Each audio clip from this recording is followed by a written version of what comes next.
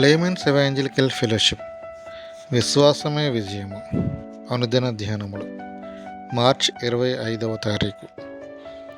మన కొరకు దేవుని శ్రేష్టత.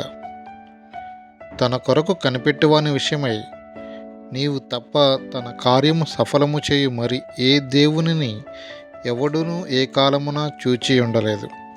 యెషయా గ్రంథము 64వ అధ్యాయము 4వ వచనము. మనము తరచుగా యేసుస్వామి నీకు నేను నా సమస్తము అని పాడుతాము. మనము నా సమస్తము అన్నప్పుడు మన దృష్టిలో అది సమస్తముగానే అనిపిస్తుంది, కానీ దేవుని దృష్టిలో అది సమస్తము కాదు. ప్రార్థన ద్వారా, బైబిల్ చదువుట ద్వారా మీ సమస్తము వృద్ధి చెందుతుంది.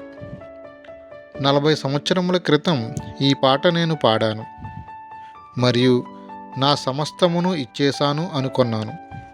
నేను లోతుగా త్రవ్వుకున్నప్పుడు నేను నా సమస్తమును ఇవ్వలేదు అని గమనించాను. నా సమస్తము అన్న మాట మన గ్రహింపును బట్టి నిర్ణయింపబడుతుంది. మనము మన సమస్తాన్ని ఆయనకు అర్పిస్తే మనము యేసుక్రీస్తు వలె అవుతాము. అప్పుడు ఇదిగో నా ప్రియకుమారుడు, ఈయన యందు నేను ఆనందించుచున్నాను అన్న సిఫారసు దేవుని దగ్గర నుండి వస్తుంది. అదే విధముగా దేవుడు మనలను బట్టి కూడా ఆనందించాలి. నీ కొరకు ఏమి సిద్ధపరిచి ఉన్నాడో దేవునికి తెలుసు. నీవు కొంచెమే అడిగితే ఆయన విచారపడతాడు. నీ కొరకు ఆయన గొప్పవాటిని కలిగి ఉన్నాడు. మా ఇంటిలో చాలా విలువగల వస్తువులు ఉన్నాయి, అయితే నా మనవరాలు వాటి కొరకు అడుగదు, నా చొక్కా బత్తాములను అడుగుతుంది. మనము పిల్లల వలె ఉండక గ్రహింపులో పెద్దవారిగా ప్రవర్తించాలి. మీలో జారత్వమే కానీ, ఏ విధమైన అపవిత్రతయే కానీ, లోభత్వమే కానీ వాటి పేరైనను ఎత్తకూడదు. ఇదే పరిశుద్ధులకు తగినది. క్రైస్తవులు అలాగున ఉండాలి. నీవు పరిశుద్ధాత్మతో నింపబడినప్పుడు జారత్వం నుండి పారిపోతావు. ఈ రోజులలో పాపము అంటే భయం లేదు.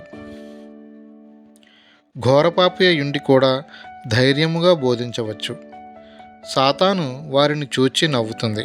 కొంతమంది వేదాంత కళాశాలలో కూడా చదివి ఉండవచ్చు. అక్కడ వారు దేవుని భయమును నేర్చుకుంటున్నారా? వారు వేషధారణతో బోధ చేపడతారు. ఒక ప్రసంగికుడు అనేక అపాయాలను ఎదుర్కొంటాడు. నీ హృదయములో వాక్యాన్ని కలిగి ఉండు. దేవుని వాక్యాన్ని మన హృదయములోనికి తీసుకుని పోవుట తేలికైన పని కాదు. ఇతరులకు బోధించుట కొరకు మనము మనసులో తీసుకుంటాము. ఇతరులకు బోధించాలని నేను బైబిల్ని ఎప్పుడూ చదవను. అలా చేయడం నాకు ఇష్టం లేదు. వాక్యాన్ని నేను నమ్మకుండా నా మనసులోనికి తెచ్చుకొనకపోతే దాన్ని బోధించను. ఒక వ్యక్తి బైబిల్ను చదువుచున్నప్పుడు దానిని తన హృదయంలోనికి తెచ్చుకొనున్నట్లు తన్ను తాను జాగ్రత్తగా చూచుకోవాలి. అప్పుడే అతడు ఆశీర్వదింపబడతాడు. నాలో నుండి చాలా కాలం క్రితమే ధనాపేక్ష, గొప్ప పేరు ప్రతిష్టల కొరకైన అపేక్ష అనునవి పోయాయి.